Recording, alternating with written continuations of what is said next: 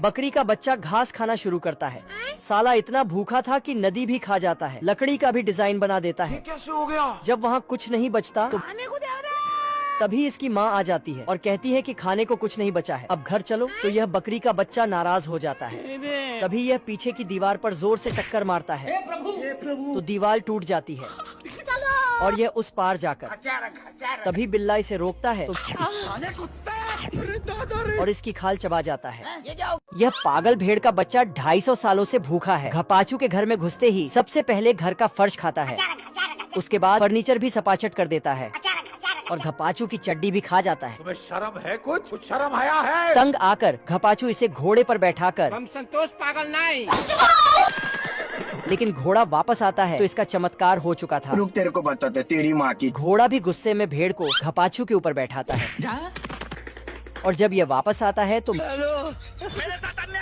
रात को घपाचू आराम से सोता है। लेकिन जब इसकी नींद खुलती है नहीं सारुण के यहाँ कुछ तो गड़बड़ है। तो यह भूखी भेड़ इसका घर भी खा चुकी थी। ये सब देखकर घपाचू को एक आइडिया आता है। घर में जाकर सीधा एक रॉकेट उठा लाता है और उस पर भेड़ को बांधकर। जादूगर है। लेकिन यह भेड़ चांद पर पहुंचकर चांद को भी खा जाती है। ये बिक गई है गवर्नमेंट। यह टैलेंटेड सुअर सभी मुर्गी को छुपा रहा था लो भैया। और 3 सुअर सभी भेड़ों को हरा पेंट करते हैं। बकरी को भी दीवाल जैसा पेंट किया जाता है आप कहाँ थे ज्ञानी बाबा? और यह मुर्गी भी बतख को घास में छुपा रही है। इसी तरह सभी जानवर कहीं न कहीं छुप जाते हैं क्योंकि कुछ इंसान इनको मारने आ रहे थे। ये इंसान जब यहाँ आते हैं तो इन्हें एक भी जानवर नहीं दिखाई देता। लेकिन जैसे ही सुअर थाली बजाता है तो सभी जानवर एक तरफ से इन पर हमला कर देते हैं और यह जानवर पूरी ताकत से इंसानों पर टूट पड़ते हैं। इंसान जानवरों को मार मार कर नानी याद दिला रहे थे। तभी जानवरों का लीडर सुअर इंसानों पर कुत्ते छोड़ देता है, जिस कारण सभी इंसान डर कर भाग जाते हैं।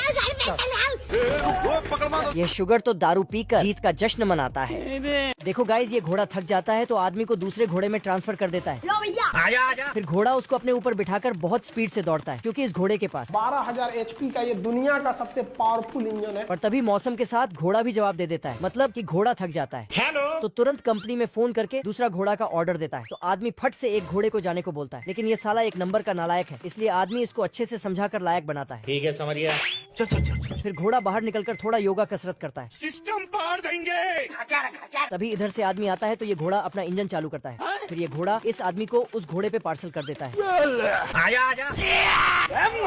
तो घोड़ा इतना तेज दौड़ता है कि इस बौने का सारा सामान उड़ा देता है। लेकिन तभी घोड़ा गया। पहाड़ से नीचे टपक जाता है और पानी में डूब जाता है। साला ऐसा क्या काम करूँ जो लोग मुझे पैसा दें? फिर पानी से बाहर निकलता है, लेकिन इस घोड़े का किस्मत इतना खराब था, फिर से पानी में टपक जाता है। गया।